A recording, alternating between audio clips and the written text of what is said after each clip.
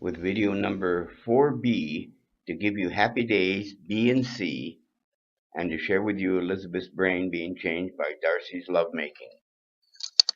Here, with God in the beginning, in the premortal life, we were co-equal with God. Joseph Smith taught that. The genius Joseph Smith taught that in the King Follett sermon in the Book of Mormon was brilliant. Thank you.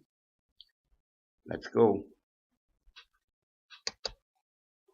'Tis an happy day when one realizes that Jesus is the promised Messiah, and that through Joseph Smith, God the Son and God the Father, two separate male beings, repeat, God the Son and God the Father, two separate male beings, restored through Joseph Smith the saving truths that were lost.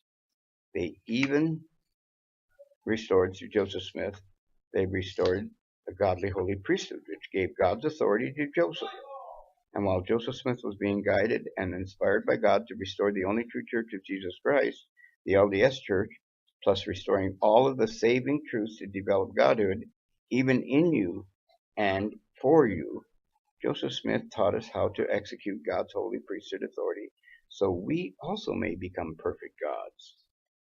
'Tis an happy day when one realizes that God is in control of the stupid acting, trashy acting, Rothschild, Antichrist, murderous, homosexual, lesbian, apostate world.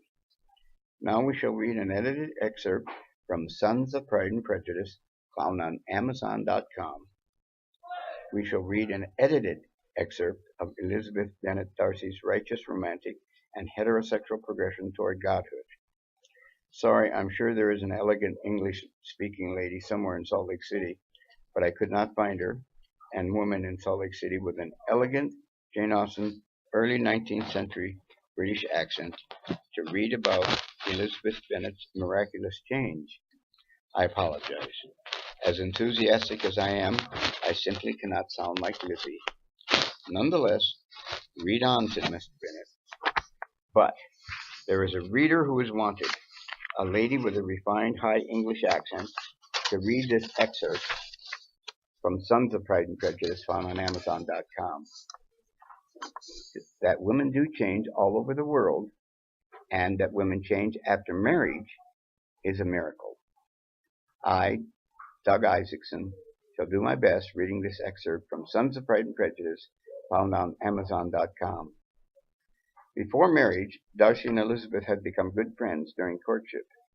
They both were humbled in gratitude that they had found love and friendship in an opposite person with whom they could each respect and esteem, which heightened their love by a friendlier nature of testimony, so highly in each other's favor.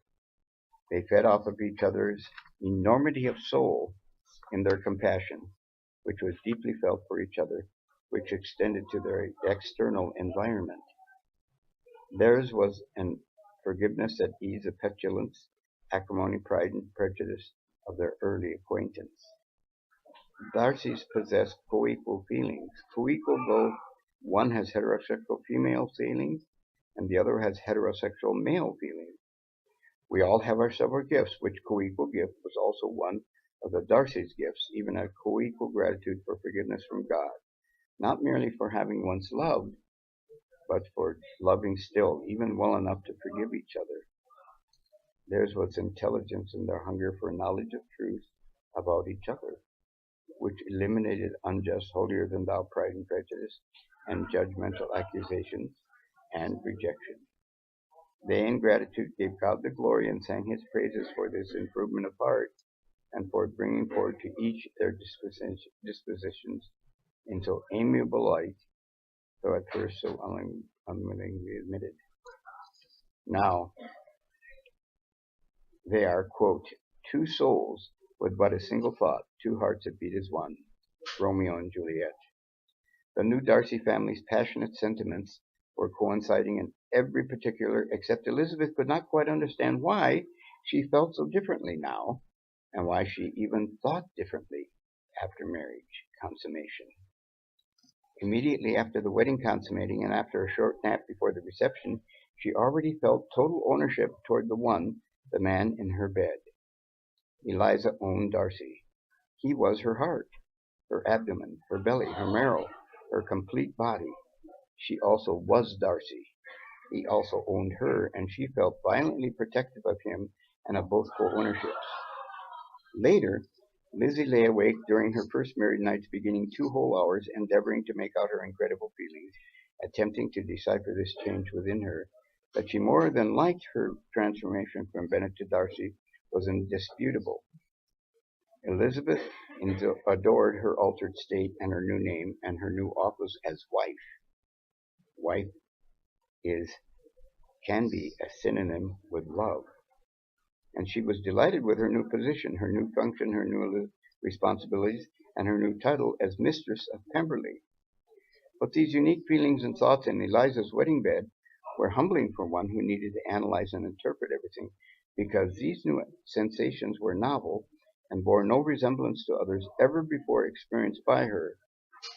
Elizabeth's unprecedented, righteous, romantic excitement during consummation, followed by peace and calm, cast her into a different mold, caused with added respect, created by the conviction of his valuable qualities of muscle and spirit, which had filled her body, caressed her spirit, altered her mind's thoughts, and entwined her expanding emotions.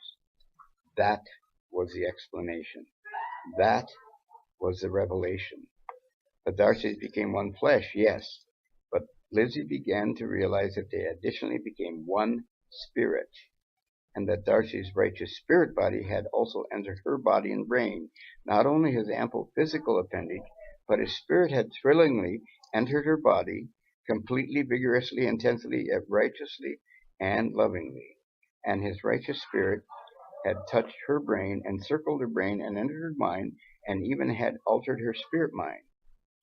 The Rothschild rotten revulsion from their stupid actions caused from murderous Antichrist Rothschild homosexuals pretending to be straight, i.e. murderous Rothschild Antichrist homosexuals infecting and diseasing men's and women's bodies, causing mental illnesses, brain tumors, cancers, and all manner of Rothschild homosexual diseases and adenoviruses, because the smelly evil spirits inhabiting the Rothschild homosexual filthy, decaying, sleazy bodies and deformed brains always also go into a woman and deform her brain and infect her body, causing misery and death.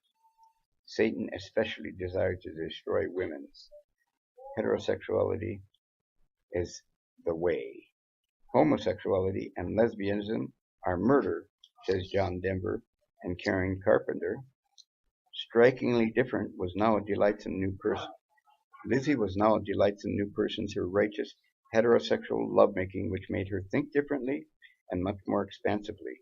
Elizabeth Darcy comprehended differently. She felt things and observed things differently.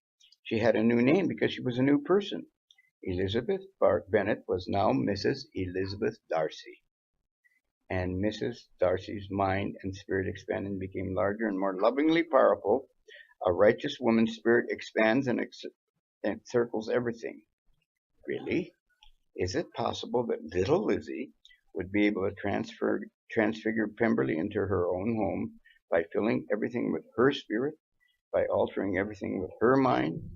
Does a home become a woman? Would Pemberley become Elizabeth with kindness and love? Does a home become a woman with heterosexual love? Yes, God is love. But more succinctly, God is heterosexual love. Isaacson translation of 1 John 4:16. Antichrist, Rothschild, homosexuality, and lesbianism are not love. Antichrist, Rothschild, homosexuality, and lesbianism are hateful, sadistic, cruel devil worship, which kills people and impedes their opportunity for godhood. Of course, Elizabeth had already transformed Darcy by encircling him with her expanded, larger spirit, which grew as she fell even more deeply in love, even before marriage. But now Eliza's probing mind and nurturing heart after marriage would gently, patiently, and lovingly improve Darcy toward godhood, as well as improve her toward goddesshood. Would Elizabeth even change his mind? There. Much truth is shared in Sons of Pride and Prejudice, found on Amazon.com. Check it out. You may find that restored truth is preferable preferable to the garbled devilship lies of the murderous Rothschild, Antichrist, homosexual, lesbian Gestapo, which moves the world. Read on, said Mr. Bennet.